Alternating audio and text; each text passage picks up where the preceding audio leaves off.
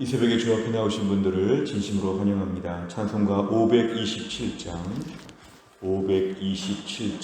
찬양드리겠습니다. 찬송가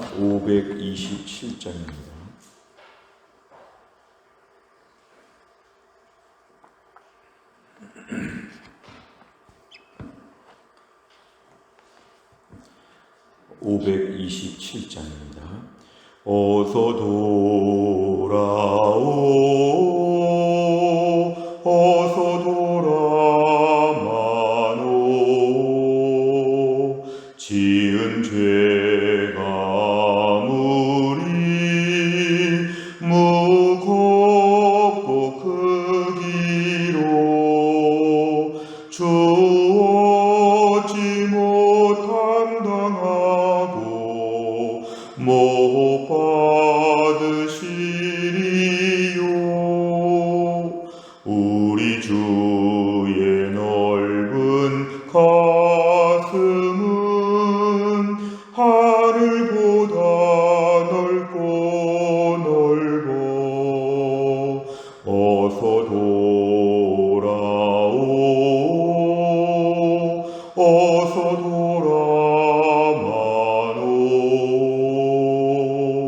우리 주는 날마다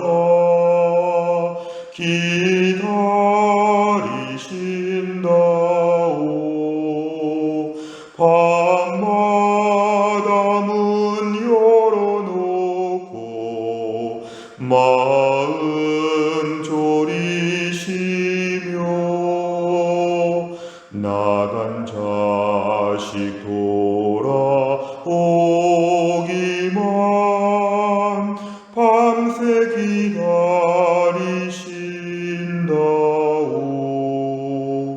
어서 돌아오, 어서 돌아마노. 채찍 맞아 봐도 주님의 손으로 때리시고 어루만져 위로해 주시는 우리 주의 넓은 품으로 어서 돌아오, 어서. 아멘. 하나님 말씀 이사야 30장 8절부터 18절입니다. 이사야 30장 8절부터 18절까지의 말씀은 구약 1002페이지에 있습니다.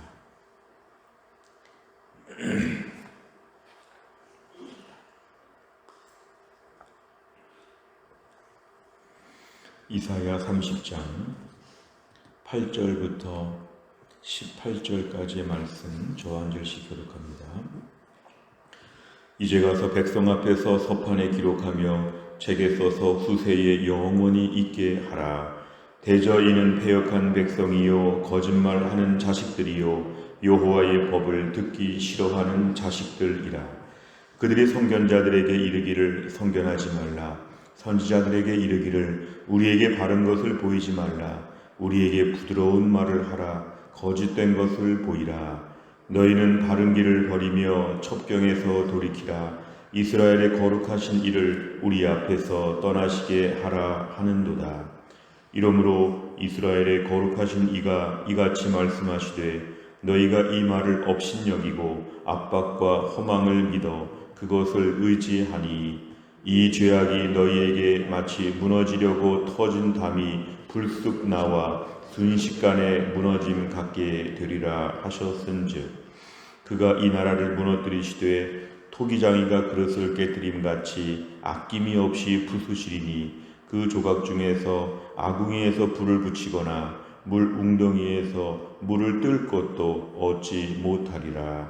주 여호와 이스라엘의 거룩하신 이가 이같이 말씀하시되 너희가 돌이켜 조용히 있어야 구원을 얻을 것이요 잠잠하고 신뢰하여야 힘을 얻을 것이거늘 너희가 원하지 아니하고 이르기를 아니라 우리가 말 타고 도망하리라 하였으므로 너희가 도망할 것이요 또 이르기를 우리가 빠른 짐승을 타리라 하였으므로 너희를 쫓는 자들이 빠르리니 한 사람이 꾸짖은즉 1000사람이 도망하겠고 5이 꾸짖은즉 너희가 다 도망하고 너희 남은 자는 겨우 산꼭대기에 깃대 같겠고 산마루 위에 깃이 같으리라 하셨느니라.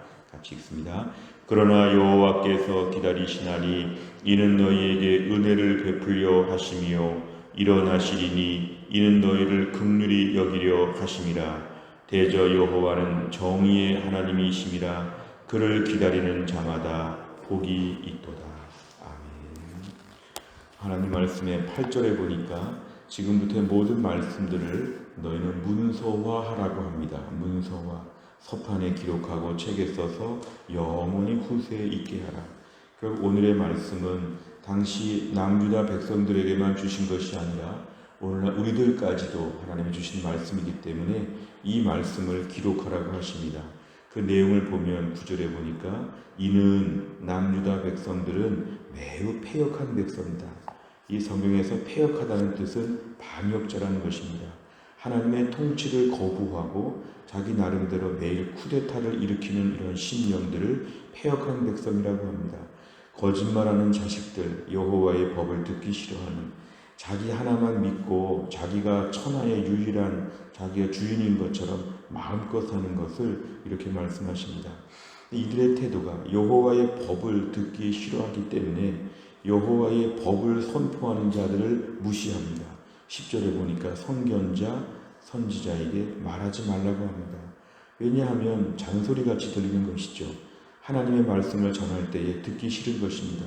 그냥 내 마음대로 살 테니까 이렇게 하라 저렇게 하라 이거 하지 말라 저거 하지 말라 잔소리 하지 말라는 것입니다.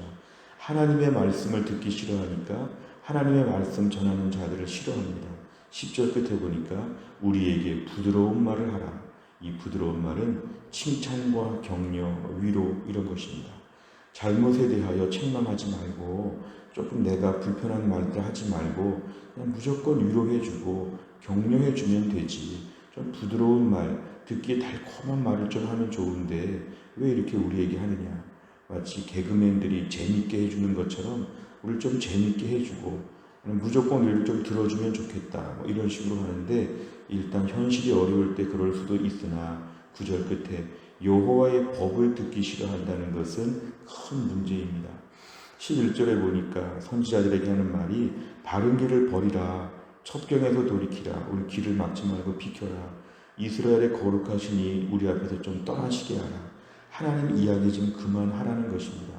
그냥 우리에게 좀 편안하게 놀게 놔둬라. 왜 자꾸 하나님 말씀을 우리에게 가르치느냐. 이렇게 해서 지금 선지자들에게 10절과 11절에서 거부합니다. 12절에 보니까 하나님께서 말씀하시는데 너희가 나를 업신여긴다. 결국 하나님 말씀을 업신여기는 것은 하나님을 업신여기는 것입니다. 하나님의 말을 우습게 보는 것, 이제 하나님께서 13절에 보니까 벌을 내리시는데 죗값을 치릅니다. 마치 터진 담이 불쑥 나와 순식간에 무너진다는 것은 이거는 큰 건물같이 무너진다는 것입니다. 균열이 일어나서 큰 건물처럼 벽들이 담장이 다 무너진다는 것인데 이게 하나님의 벌입니다. 벌. 아무리 지금 건재해도 다 무너지게 되어 있다. 얼마나 심하게 무너지냐 하면 14절에 보니까 토기장이가 그릇을 깨뜨린 같이 가끔 보면 토기장이가 정말 그릇을 만들고 마음에 들지 않으면 망치로 산산조각을 냅니다. 그러면서 조금 더 아까워하지 않는 것처럼 토기장이가 그릇을 깨뜨리는 것을 우리는 알 수 있는데요. 얼마나 많이 깨뜨렸는지 아궁이에서 불을 붙이거나 물 웅덩이에서 물을 풀 수도 없을 정도로 알알이 다 깨지도록 산산조각을 낸다는 것입니다. 오늘 15절에 보니까 너희는 하나님 앞에 나와 조용히 있어야 된다. 이거는 조용히 하나님을 의지하고 조용히 하나님께 엎드리면 너희가 살 수 있는데 너희가 16절에 보니까 하나님께 나와 조용히 엎드리지 않고 우리는 말 타고 도망가면 됩니다. 도망가면 됩니다. 애굽으로 도망가면 애굽이 도와줄 겁니다. 우리에게는 경우의 수가 참 많기 때문에 하나님 앞에 불순종했고 심지어 벌을 내려도 우리는 플랜 B가 있습니다. 벌을 내리면 그 벌도 우리는 용케 피할 수 있습니다. 자신감을 표현하지만 오늘 17절에 보니까 한 사람이 너희를 꾸짖어도 1000사람이 도망간다는 것은 매우 허약해진다는 것입니다. 어린 아이가 와도 우린 두려울 수밖에 없고 한두 사람으로 나라가 다 망할 수밖에 없고 매우 부실해진다는 것인데 오늘 17절까지 무서운 말씀입니다. 근데 오늘 전체 말씀에서 18절이 반전입니다. 그러나 하나님의 본심을 말씀하십니다. 이렇게 막 깨트리고 멸망하고 막 무너지고 이게 하나님의 마음이 아니라 이렇게 17절까지 말씀하셨으니까 18절 돌아오라는 것입니다. 돌아오라. 너희가 채찍맞아 아프고 험악해지고 많이 힘들어졌지만 하나님은 기다리신다고 합니다. 하나님의 마음은 지금 벌을 내리겠다는 마음보다는 최대한 기다리신다. 이 하나님 마음이죠. 왜 기다리시냐 하면 18절에 은혜를 베풀려고 하신다. 하나님은 은혜를 많이 준비하시고 우리에게 서 계시다. 하나님은 우리를 위해서 일어나신다는 건 마치 누웠다가 일어나는 것처럼 우리를 위해서 하나님이 일어나셔서 불쌍히 보신다는 겁니다. 하나님은 정의의 하나님이신데 하나님께 기다리고 하나님께 나오게 되면 사실은 하나님께서 먼저 기다리셨다는 것을 오늘 본문에서는 보여줍니다. 오늘 9절부터 17절까지 이스라엘의 죄와 이스라엘의 벌에 대해서 말씀하셨지만 18절이 오늘 요절입니다. 하나님은 기다리신다. 그러니까 너희도 기다리라. 하나님을 의지하라. 살려주고 싶다. 도와주겠다. 하나님의 본심을 우리에게 말씀하시고 계십니다. 내용 간청을 보시면 첫째, 남유다는 선지자들에게 무엇을 요구합니까? 10절과 11절에 보니까 선지자들에게 더 이상 우리에게 참견하지 말라. 잔소리하지 말라. 너희가 바른 말도 하지 말라. 너희는 부드러운 말만 해라. 오늘 11절에 보니까 너희는 바른 길을 버리며 첩경에서 돌이키라. 너희는 바른 말 하지 말고 내 앞에 길을 막지 말고 좀 비켜라. 결국 하나님 말씀을 듣기 싫어하니까 하나님 말씀을 정확하게 전하려고 하는 선지자들에게 이들이 듣기 싫어하는 것입니다. 그냥 기분 좋게 하고 위로만 해주면 좋겠다. 그게 선지자와 선견자의 책무이다. 이렇게 지금 요구하고 있습니다. 두 번째를 보면 남유다가 취하는 전략은 결국 어떤 결말을 맞이합니까? 13절과 14절에 보니까 갑자기 담벼락이 무너지는 것처럼 하나님이 그 나라를 무너뜨리신다. 결국 얼마나 산산조각을 내시는지 조그마한 물 웅덩이에서 물을 풀 수 없을 정도로 알알이 다 깨지도록 하나님 만드신다는 것은 최후의 하나님의 큰 심판을 이들에게 내리신다고 합니다. 세 번째 보면 은혜와 긍휼의 하나님을 기다리는 자마다 복이 있는 이유는 무엇입니까? 복이 있는 이유는 18절에 보니까 하나님이 은혜를 베풀어 주시는데 하나님이 너희들을 도와주시는데 결국 이렇게 해야 너희가 멸망하지 않는다는 것입니다.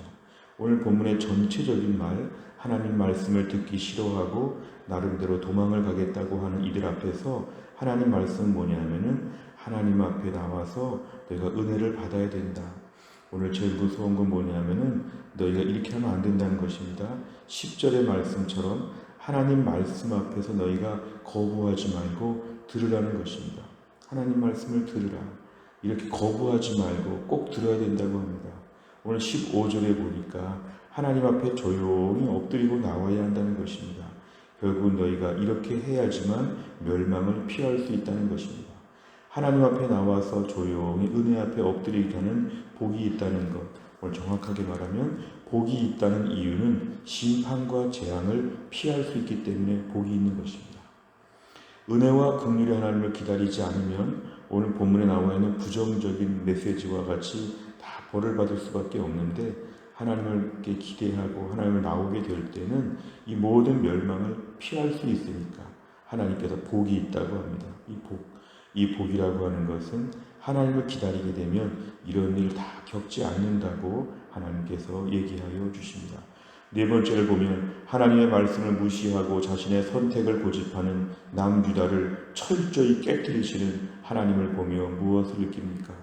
오늘도 우리의 삶에 있어서 하나님 앞에 반역하는 만큼 하나님께서 우리의 삶을 심판하신다는 걸 알아야 합니다. 하나님 말씀에 불순종하고 있는 것은 없는가? 내가 오늘 분명히 인지하고 있으면서도 하나님 앞에서 설마 무슨 일이 벌어질까? 그리고 어려움이 생기면 나는 다 이렇게 해결하면 되겠지. 이런 식의 모든 마음을 하나님이 꼭 벌하시고야 만다는 것입니다. 끝까지 추격하신다는 것입니다. 결국 우리의 반역에 있어서 하나님은 가만 놔두지 않는데 최근 내 삶에 있어서 하나님 앞에 명백하게 꺼림칙한 것들, 신앙생활이나 가정생활이나 교회생활에 있어서 명백하게 꺼림칙하고 마음에 불편하고 좀 죄악된 부분이 있다면 하나님 오늘 그것을 들춰내십니다. 어서 고쳐야 된다는 것이죠. 내가 하나님 앞에 강팍한 심령을 품고 하나님 앞에 나아갈 때 하나님은 그냥 양보하지 않으시고 오늘 18절 끝에 보니까 정의의 하나님이시라. 하나님 반드시 벌하실 것이기 때문에 우리가 빨리 고치는 편이 낫습니다. 하나님이 점점 심판하시는데 그 심판을 피하려고 하는 인간적인 대비책을 세우기보다 근본적인 문제를 해결하는 것입니다. 하나님, 내 삶에 있어서 하나님 앞에 더 정결하고 온전한 삶을 살겠습니다. 오늘 본문에 말씀하는 대로 하나님 말씀 앞에 무조건 다 순종하겠습니다. 하나님께 잠잠히 엎드리겠습니다. 오늘 10절의 말씀은 하나님 앞에 나와 다시 한번 말씀 생활이 회복되어야 함을 얘기합니다.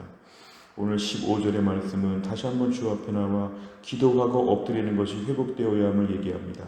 말씀이 회복되고 기도가 회복되어서 하나님께 머무르게 될 때에 우리의 삶의 진정한 회복은 시작된다는 것입니다.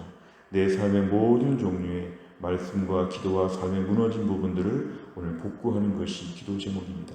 다섯 번째를 보면 토기장의 그릇과 같이 내가 철저하게 깨어졌던 경험이 있다면 언제입니까? 은혜와 긍휼을 베푸시는 하나님께 복을 받기 위해 오늘 결단한 일은 무엇입니까? 내 인생의 과거에도 보면 하나님이 기어코 이기고야 마십니다. 우리를 때려서라도 고치고야 마십니다. 어린 시절에 부모님이 우리를 체벌하고 우리를 혼내실 때를 보면 우리를 꼭 고치시고 눈물 흘리시면서도 우리를 고치시는 그 부모님의 마음처럼 하나님께서 우리를 반드시 고치신다면 오늘도 하나님 우리의 삶에 분명히 관여하실 것입니다. 그럴 때 우리가 매를 맞고 심각한 어려움을 겪을 수 있는데 하나님 앞에 돌이키는 것입니다. 오늘 하루도 하나님 앞에서 온전한 믿음의 사람으로 살겠습니다. 하나님 내 앞에 강팍한 심령 보이지 않겠습니다. 분명히 벌하신다고 하는데 그 벌을 받겠다고 어써는 것은 하나님 마음이 아프시지만 그러나 우리의 벌이 일정 부분 집행될 것입니다. 또 한 날을 살면서도 하나님 오늘도 우리가 하나님께 나와서 엎드립니다. 하나님을 의지합니다. 우리를 도와주옵소서. 결국은 하나님이 이기실 것인데 하나님 앞에 온전하게 순종하겠습니다. 이렇게 믿음의 결단을 하면서 오늘 8절부터 17절까지의 말씀에 무거운 마음을 갖기보다는 18절 말씀 붙잡고 기쁨으로 주를 섬기는 주의 백성 다 될 수 있기를 주의 이름으로 축원합니다. 기도하겠습니다.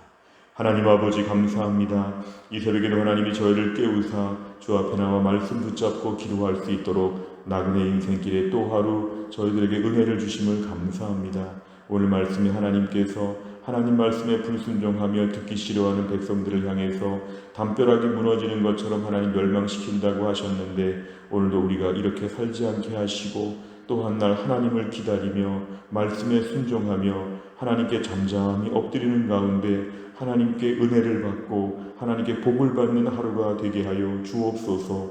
저희의 심령에 반역자의 마음이 있습니다. 고라자성 같은 마음이 있습니다. 저희들 안에 아담의 허물이 있습니다.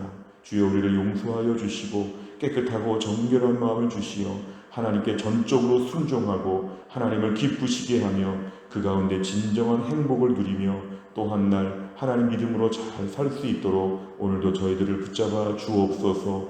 하나님 아버지 오늘도 우리 교회 안에 약한 분들을 하나님 고쳐주시어서 연공훈 집사님, 김혜은 권사님, 유동혁 성도님, 신효순 권사님, 한재율 집사님을 오늘도 하나님이 고쳐주시어서 깨끗하게 나을 수 있게 하여 주시고 교회 안에 연로하신 분들 또 교회의 어린 자녀들, 또 약한 분들, 믿음이 약한 분들 하나님 붙잡아 주시어서 또 한날을 잘 감당할 수 있도록 하나님이 함께하여 주옵소서. 한날의 일정을 주님께 의지하오며 예수님의 이름으로 기도하옵나이다.